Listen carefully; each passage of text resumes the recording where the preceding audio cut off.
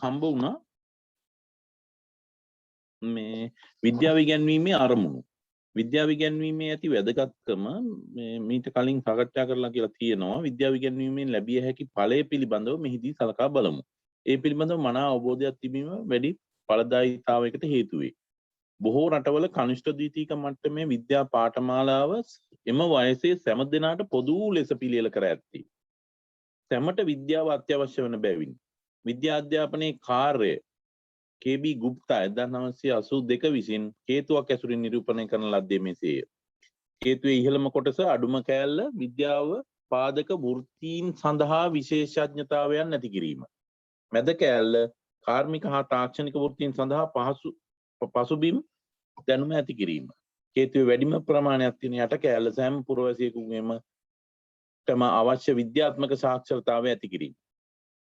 විද්‍යා අධ්‍යාපනයේ බහුකාර්ය ස්වරූපයක් ගනී. උසස් හා මධ්‍ය මට්ටමේ අධ්‍යාපනයට යොමු වන සුළු පිරිසකට මෙන්ම කනිෂ්ඨ ද්විතීක මට්ටමේ අවසානයේ පාසල් පද්ධතියෙන් ඇදහැලෙන බහුතර පිරිසක් ඇතුළත් සෑම පුරවැසියන්ටම විද්‍යාත්මක සාක්ෂරතාවය ලබා දීම විද්‍යා අධ්‍යාපනයේ මූලික අභිමතාර්ථයකි. මේ හේතුවේ පත්තුල මගින් නිරූපණය කර ඇත්තේ අන් සියලු කටයුතු වලට පාදක වන බැවිනි. ඔක තමයි එතන තියෙන්නේ.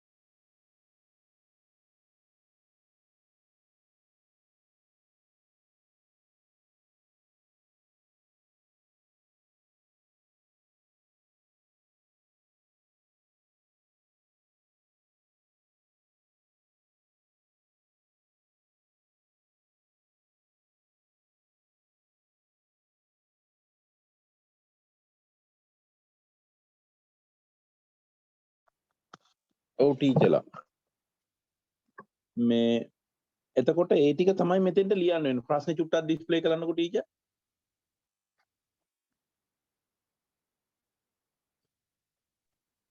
අපි ඒ ටික ලියාගමුද සර්? හොඳයි. මම කියන්න. ප්‍රශ්න චුට්ටක් දාන්නකෝ. ඒක තමයි ප්‍රශ්නෙට ගැලපෙන විදිහට හදාගන්න. ආගාම හරි ප්‍රශ්නේ තියෙනවා නම් දානවද? මගේ මේ සිග්නල් ඉෂුව එකකින් මේ මට ලැප් එකකින් අයින් වෙන්න උනා. නෑ මට ප්‍රශ්නේ කිව්වත් ඇති ටීචර් තියෙනවා. ළඟ තියෙනවා ප්‍රශ්නේ නිකන් කියන්නකෝ. මේ තුන්වෙනි ප්‍රශ්නේ නේ තාම. ඔව්. කනිෂ්ඨ දීතික මට්ටමේ පන්තිවලට සෑම දිනාටම විද්‍යාව ඉගැන්වීමේ විෂය මාලාවට අන්තර්ගතය ඉගැන්වීමේ ස්වරූපය තුළ තිබිය යුතු ලක්ෂණ පැහැදිලි කරන්න. අන්තර්ගතය ඉගැන්වීමේ ස්වරූපය. හරි.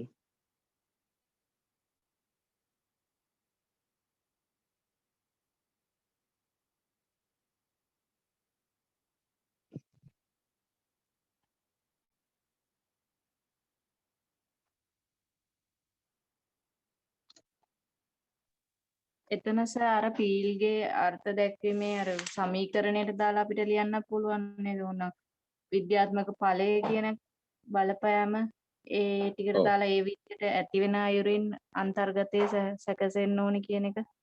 ඒ වගේම තමයි ඉගෙනීමේ ස්වරූපයත් ඒ විදිහට වෙන්න ඕන. ඔව්. එහෙම වෙන්න ඕන.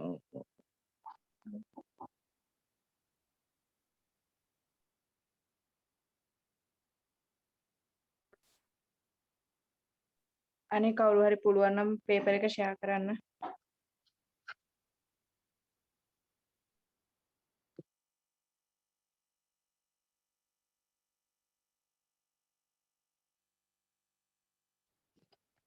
හරි ලියා ගන්නකෝ.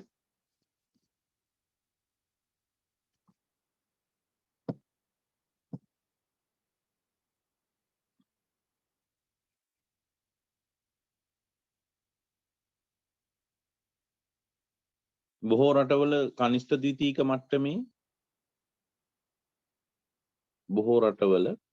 ද්විතීක මට්ටමේ විද්‍යා පාඨමාලාව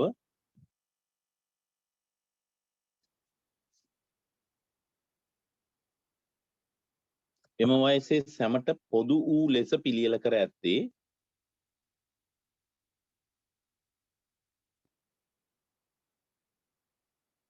සැමට විද්‍යාව අත්‍යවශ්‍ය බැවිනි.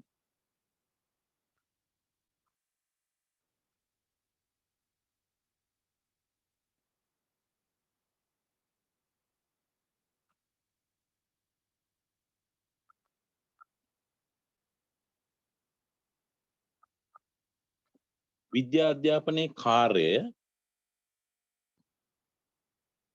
කේ.බී. ගුප්තා 1982 විසින් කේතුවක් ඇසුරින් නිරූපණය කර ඇත. ත්‍රිකෝණයක් ඇඳ ගන්නකො. ත්‍රිකෝණයේ උඩම අඩු කෑල්ල ත්‍රිකෝණේ කොටස් තුනකට බෙදා ගන්න. උඩම කෑල්ල විද්‍යාව පාදක වෘත්තීන් සඳහා විශේෂඥතාව ඇති කිරීම.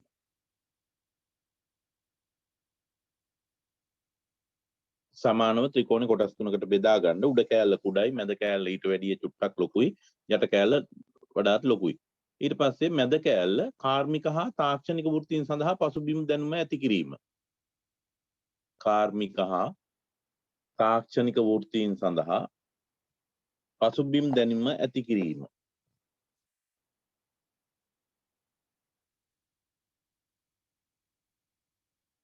යට කෑල්ල සෑම පුරවැසියෙකුටම අවශ්‍ය විද්‍යාත්මක සාක්ෂරතාවය ඇති කිරීම.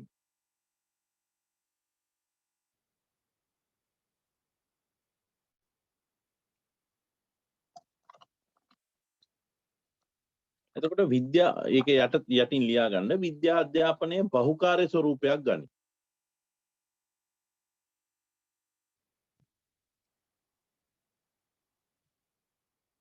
උසස් හා මධ්‍ය මට්ටමේ අධ්‍යාපනයට යොමු වන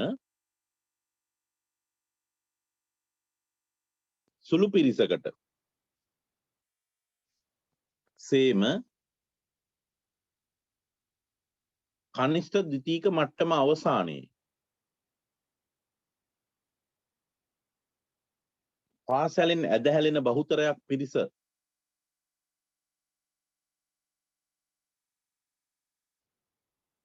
ඇතුළත්ව සෑම පුරවැසියන්ටම විද්‍යා සාක්ෂරතාව ලබා දීම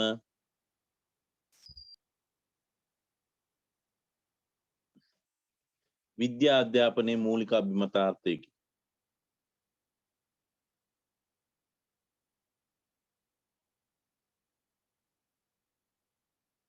විද්‍යා අධ්‍යාපනයේ මූලික අභිමතාර්ථයකි. එය කේතුවේ පතුල මගින් නිරූපණය කර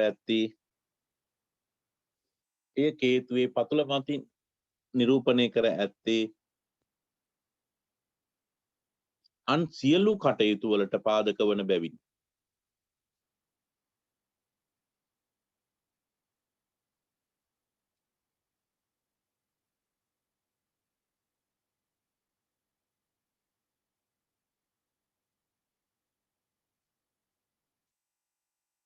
සෑම පුරවැසියෙකුටම අවශ්‍ය වූ විද්‍යා අවබෝධය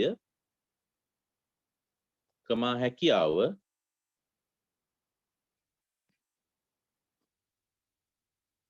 හා ආශ්‍රිතව එහෙම නැත්නම් හා ආශ්‍රිත හැදියාව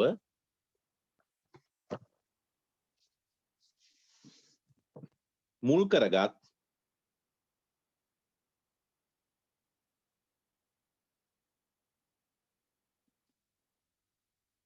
විද්‍යාත්මක සාක්ෂරතාව නම් සංකල්පයක් ඇත.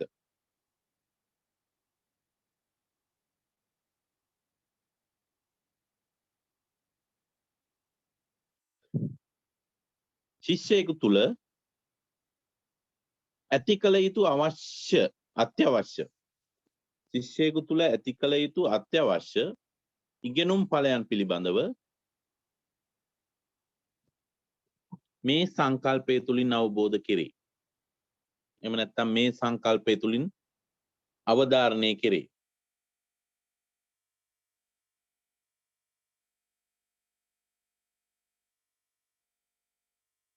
ඇමරිකානු ඇමරිකානු National Assessment of Educational Progress. National Assessment of Educational Progress මගින් විද්‍යා අධ්‍යාපනයේ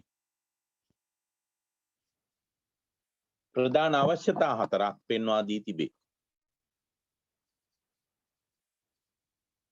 C.H. Edward 1977 C.H. Edward 1977 කියලා වරහන් ඇතුලේ දාගන්න. එයා තමයි ඒක පෙන්නලා තියෙන්නේ. එක විද්‍යාවේ මූලික කරුණු හා සිද්ධාන්ත දැන ගැනීම.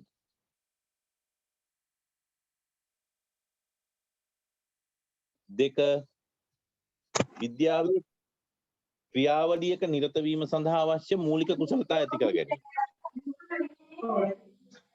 විද්‍යාවේ ක්‍රියාවලියක නිරත වීම සඳහා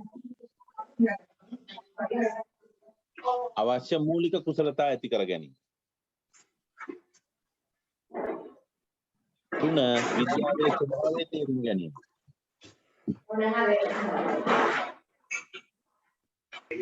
සර් තුන මොකක්ද? විද්‍යාවේ ස්වභාවය තේරුම් ගැනීම. 4 විද්‍යාව කමාහි ඵලයන් කමා විද්‍යාඥයින් සහ විද්‍යාත්මක ආයතන පිළිබඳ යහපත් ආකල්ප ඇති කර ගැනීම.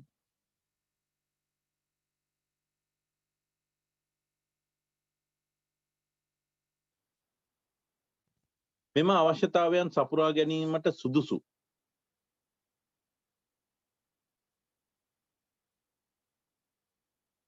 විද්‍යා අධ්‍යාපන වැඩසටහනක් සම්පාදනයකදී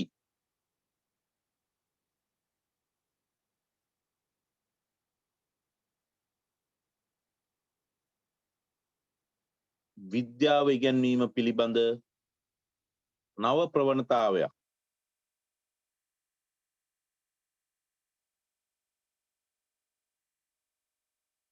පිළිබඳව විමසා බැලීම කාලෝචිතය.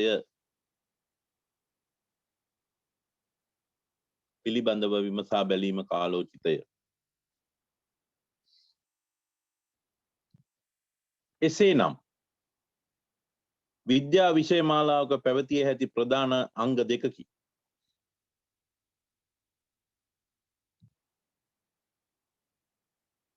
එක අන්තර්ගත පාදක කරගත් ඉගැන්වීම. අන්තර්ගතයේ පාදක කරගත් ඉගැන්වීම. දෙක ක්‍රියාවලිය පාදක කරගත් ඉගැන්වීම.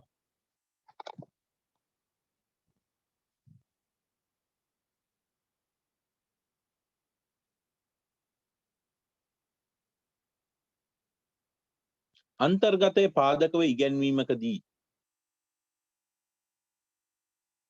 විෂය කරුණු සිද්ධාන්ත හා මූල ධර්ම කෙරෙහි වැඩි අවධානයක් යොමු කරයි. විෂය කරුණු සිද්ධාන්ත සහ මූල ධර්ම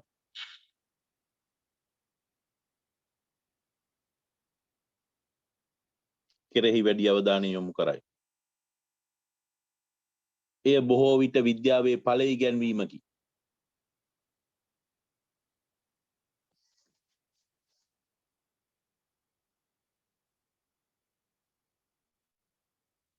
ක්‍රියාවලිය පාදකව ඉගැන්වීමකදී විද්‍යාත්මක ක්‍රමය ආශ්‍රිත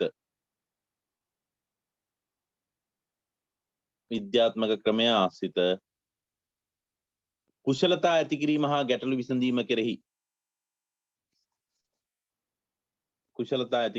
ගැටලු විසඳීම කෙරෙහි ප්‍රවීණත්වයක් ඇති කිරීමට උත්සාහ කරයි.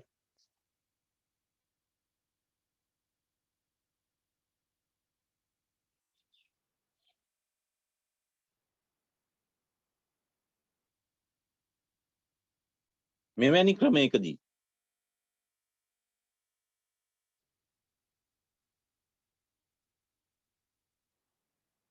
විද්‍යාවේ ස්වභාවය පිළිබඳ හොඳින් වටහා ගන්නා ශිෂ්‍යයා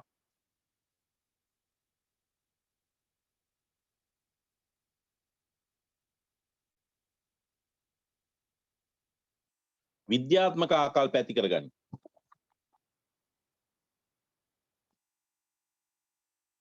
විද්‍යාත්මක ආකල්ප ඇති කරගනි.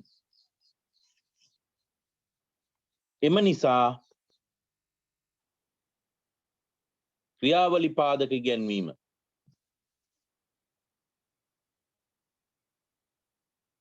ඉතා යෝග්‍ය වනු ඇත.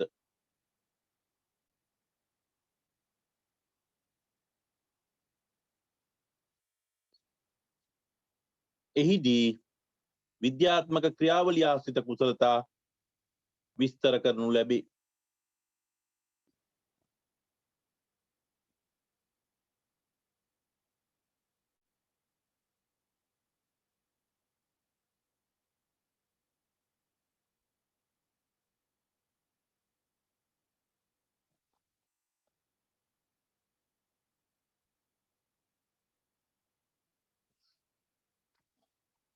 විද්‍යාවේ ක්‍රියාවලි පිළිබඳ අවධානය යොමු කර ඇති ප්‍රධාන පෙළේ විද්‍යාවේ ක්‍රියාවලිය පිළිබඳව අවධානය යොමු කර ඇති ප්‍රධාන පෙළේ විෂය මාලාවක් ලෙස ක්‍රියාවලිය පිළිබඳ අවධානය යොමු කර ඇති ප්‍රධාන පෙළේ විෂය මාලාවක් ලෙස නෆීල්ඩ් විෂය මාලාව හැඳින්විය හැකිය.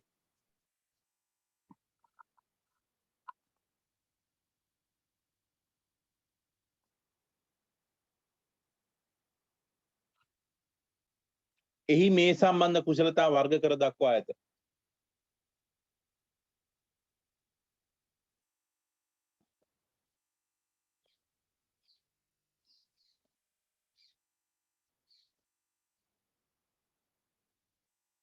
AAAS American Association of Advancement of Science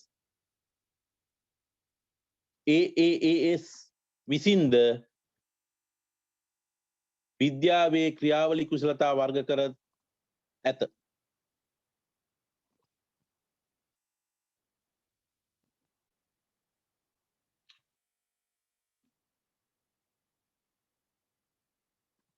එහි මූලික කුසලතා 8ක්ද සාමෝදානික කුසලතා 5ක්ද වේ.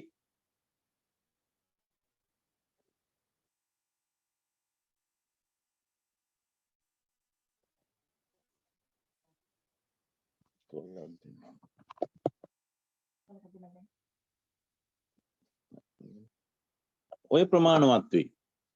මූලික කුසලතා සාමෝදානික කුසලතා ප්‍රමාණයට නවත්තමු උතරින් නේද?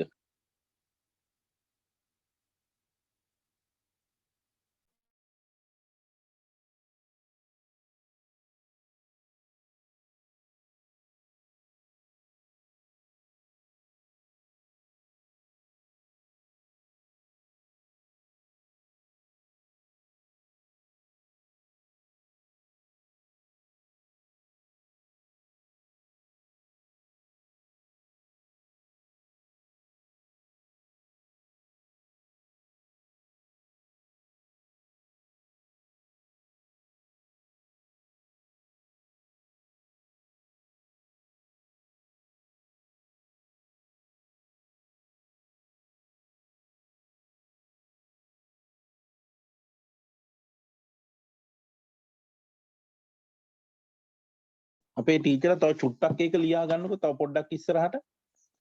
මෙවන් හැකියා ශිෂ්‍යයා තුළ ඇති කළ හැකි නම් මෙවැනි හැකියා ශිෂ්‍යයා තුළ ඇති කළ හැකි නම් ඒ ශිෂ්‍යයා ඉගෙනීමට උගත් පුද්ගලයෙකු බවට පත් කිරීමකි.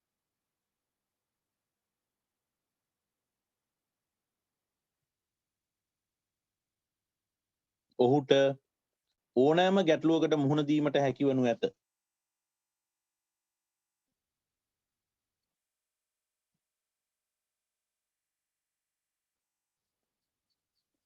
එහෙයින් විද්‍යා ඉගැන්වීම් වැඩසටහනක අරමුණු හඳුනා ගැනීමේදී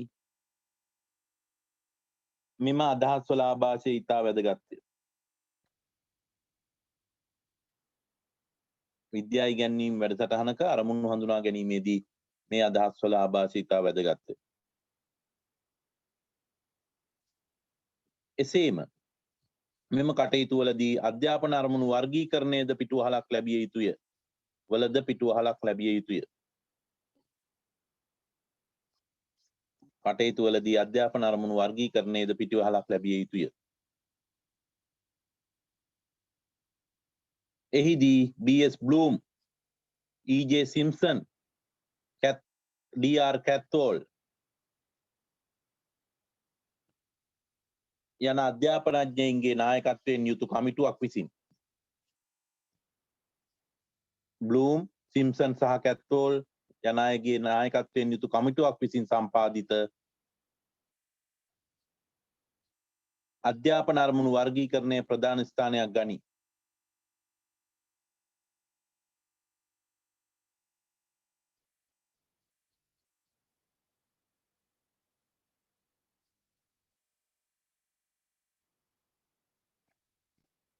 අධ්‍යාපන අරමුණු ප්‍රජාන මලෝච්චාලක සහ ආවේදන යන ප්‍රධාන ක්ෂේත්‍ර තුනකට බෙදා තිබේ.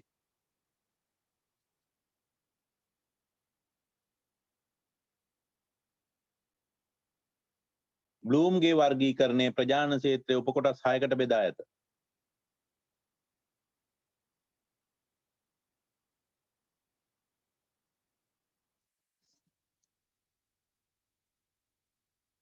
දැනුම, අවබෝධය, භාවිතය, විශ්ලේෂණය, සංශ්ලේෂණය සහ ඇගීම.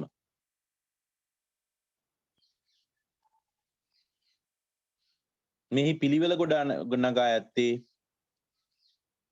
අනුපිළිවෙලෙන් ලැබිය හැකි ඉගෙනුම් මට්ටම් වශයෙනි.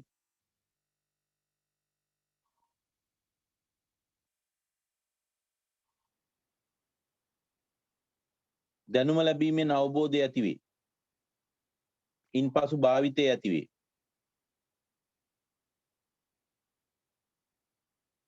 මේ අයුරින් ඇගීම පිළිබඳ හැකියාව උසස්ම මට්ටමයි.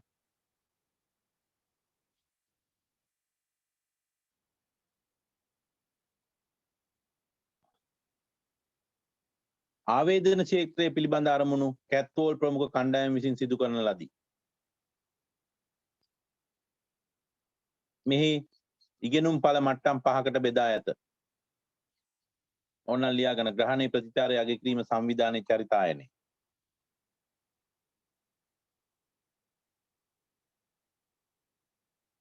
ග්‍රහණයේ ඉගෙනුම් ඵලයේ අවම මට්ටම වන අතර චරිතායනයේ ඉහළම මට්ටමයි.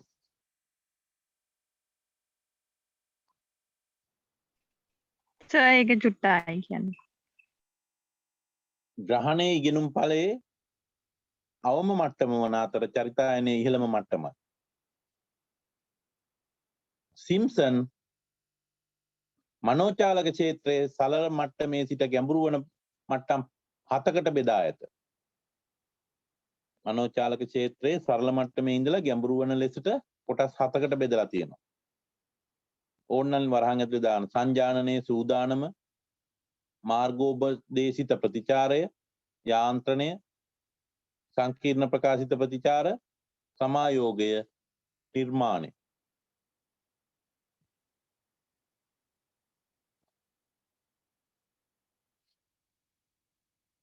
අවසානයේ ලියගන්න පෙර දක්වා ඇති විද්‍යාවේ ක්‍රියාවලිය සම්බන්ධ කුසලතා මේ ප්‍රජානන, ආවේදන සහ මනෝචාලක යන ක්ෂේත්‍රවල ඉහළ මට්ටම් ඉගෙනුම් ඵලයන් වේ. විද්‍යා ක්‍රියාවලියට සම්බන්ධ කුසලතා ප්‍රජානන, ආවේදන, මනෝචාලක කියන ක්ෂේත්‍රවල ඉහළ මට්ටමේ ඉගෙනුම් ඵල වේ.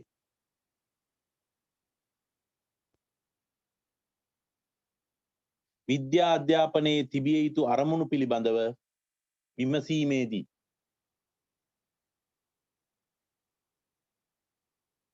එම්.එස්. යාදේව් 1992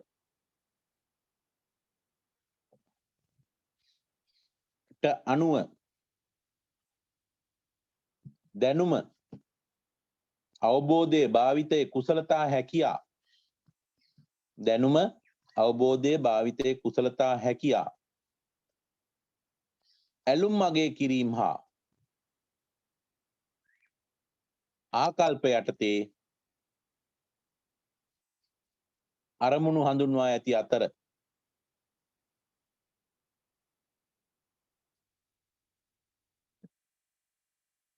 කුසලතා හා හැකියා යටතේ ඇති අරමුණු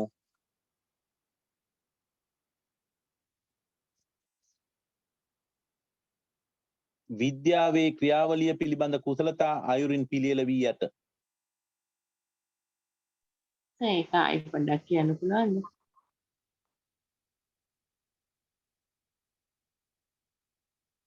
ඇලුම් අගය කිරීම හා ආකල්ප යටතේ අරමුණු හඳුන්වා ඇති අතර කුසලතා හා හැකියා යටතේ ඇති අරමුණු විද්‍යාවේ ක්‍රියාවලිය පිළිබඳ කුසලතා ඇසුරෙන් පිළියෙල වී ඇත. විද්‍යාවේ ක්‍රියාවලිය පිළිබඳ කුසලතා ඇසුරින් පිළියෙල වී ඇත.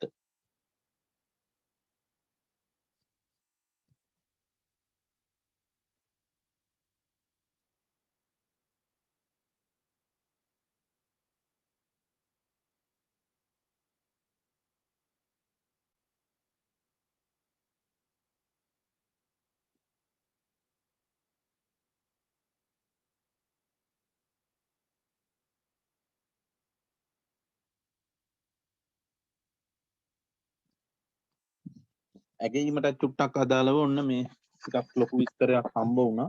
අපිට ඕක මේ ප්‍රයෝජනවත් වෙයි ඉදිරි වැඩවලට.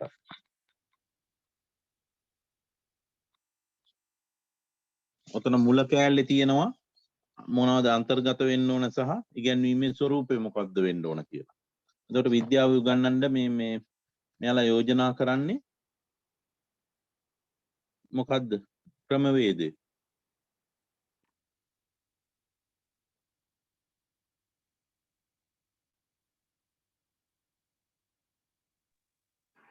සර් මේ excuse me අර මේ හේතුවෙන් පස්සේ අවශ්‍යතා හතරක් කිව්වේ සර් ඒකේ හතරවෙනි එක චුට්ටක් කියන්න පුළුවන්ද සර්?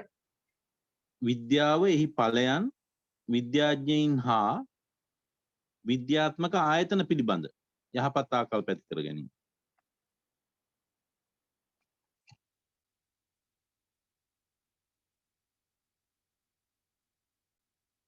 thank you sir.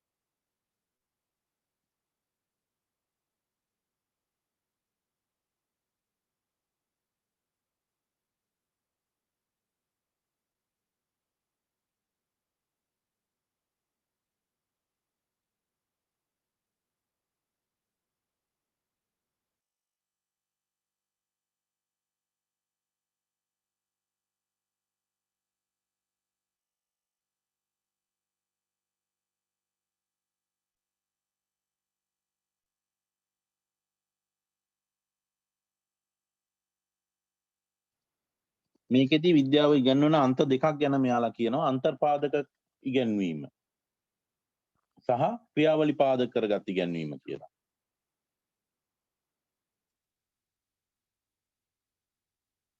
ඇගීමට පාත්‍ර වෙලා තියන්නේ අධ්‍යාපනඥයින්ගේ මේ ක්‍රියාවලි පාදක ඉගැන්වීම කියලා කියනවා. ඔන්න විද්‍යාව ඉගැන්වීමේ ක්‍රම තමයි මේ දෙවෙනි ඡේදයෙන් තුන්වෙනි ඡේදයෙන් කියවන්නේ. ක්‍රියාවලිය ආශ්‍රිත කුසලතා එතනින් විස්තර කරනවා. විෂය මාලාව තියෙනවා. අන්තර්ගතයේ මූලික කුසලතයි සාමුදානික කුසලතයි කියලා. ඉතින් මට හිතෙනවා පිළිතුර හොඳයි කියලා. ඔක හැබැයි අපිට සිංහලෙන් තේරෙන භාෂාවෙන් නම් නෙමෙයි තියෙන්නේ.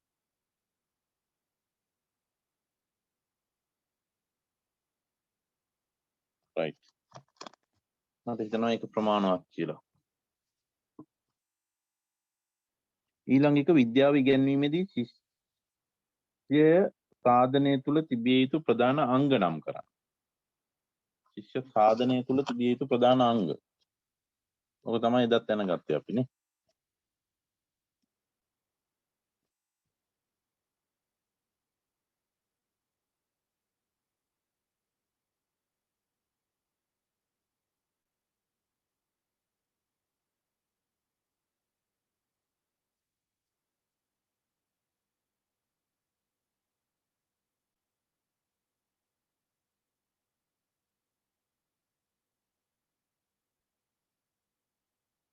ජනක සර් ඔව් ටීචර්.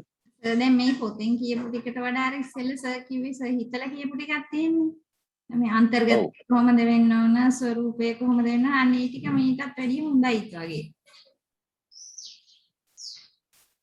ඒ කියන්නේ ළමයා කියන්නේ වයස බලලා ගන්නන්න ඕන. ඊට පස්සේ මේ අර සරල සිට සංකීර්ණ දක්වා යන්න ඕන. මේ ටික ඒ ටිකත් ඕනනම් අපි ලියාගමු. ඒක හොඳයි කියලා හිතෙනවා සර්. දැන් මේකේ ගොඩාක් ලොකු කැලලක් වගේ තියෙනවනේ. ඔව් ඕක ඔය මේ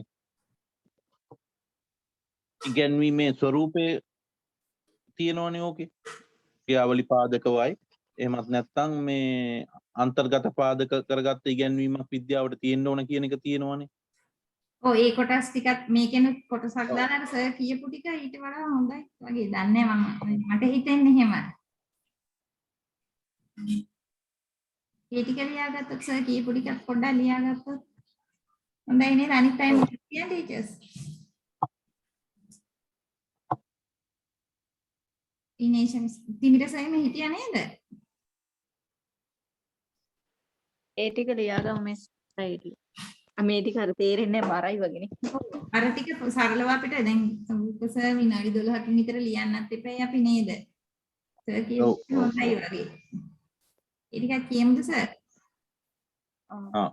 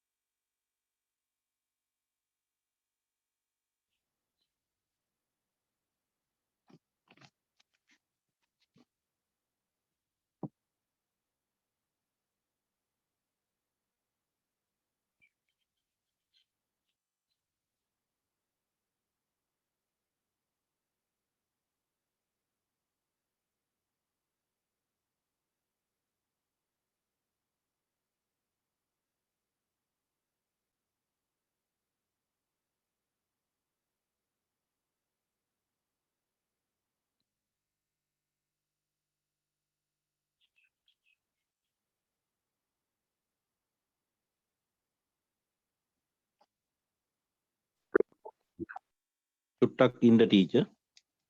මෙන් අපේ නෝට් එකෙත් පොඩි යමක් තියෙනවා මම ඒකත් බලන්නම්.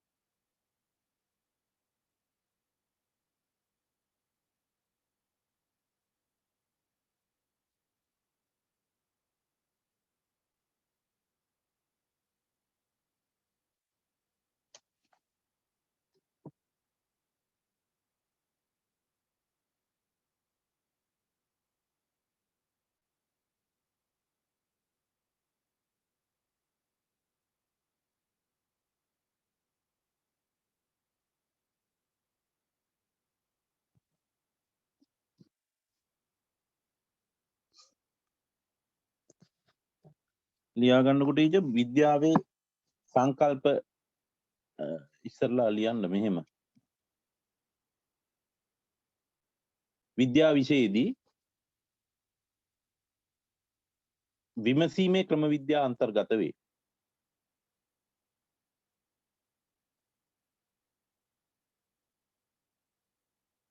විද්‍යාව මගින් ස්වභාව ධර්මයේ භෞතික හා ජීව විද්‍යාත්මක ලෝක හදාරනු ලැබේ. විද්‍යාව මගින් ස්වභාව ධර්මයාගේ භෞතික හා ජීව විද්‍යාත්මක ලෝක හදාරනු ලැබේ.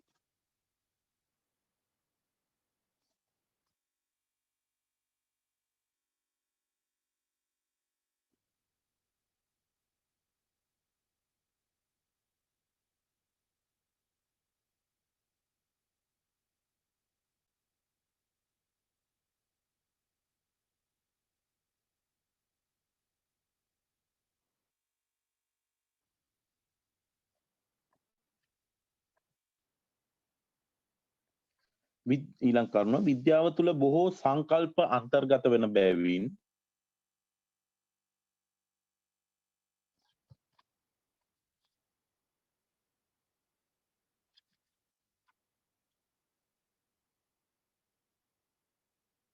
දරුවන්ට සංකල්ප නිවැරදිව හඳුනා ගැනීම අත්‍යවශ්‍ය වේ.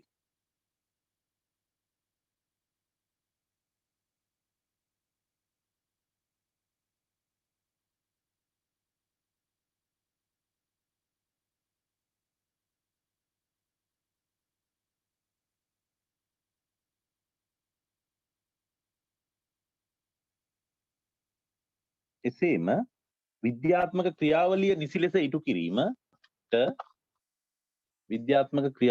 ලෙස ඉටු කිරීමට විද්‍යාවේ භාෂාව වන විද්‍යාත්මක සංකල්ප පුළුල්ව අවබෝධ කර දීම සිදු කළ යුතුය.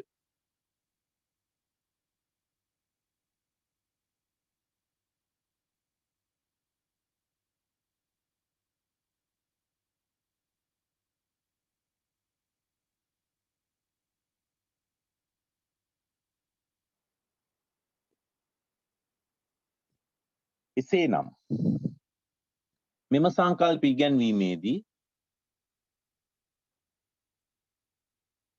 සංකල්පයේ ස්වභාවය අනුව ශිෂ්‍යයාගේ බුද්ධි මට්ටම අනුව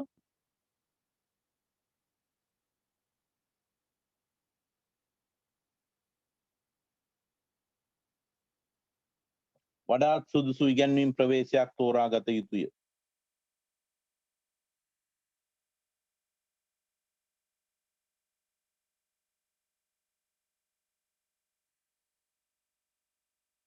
මේ සඳහා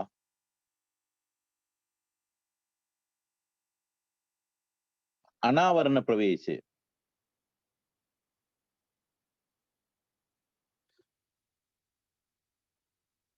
සුදුසු බව දැක්විය හැකිය.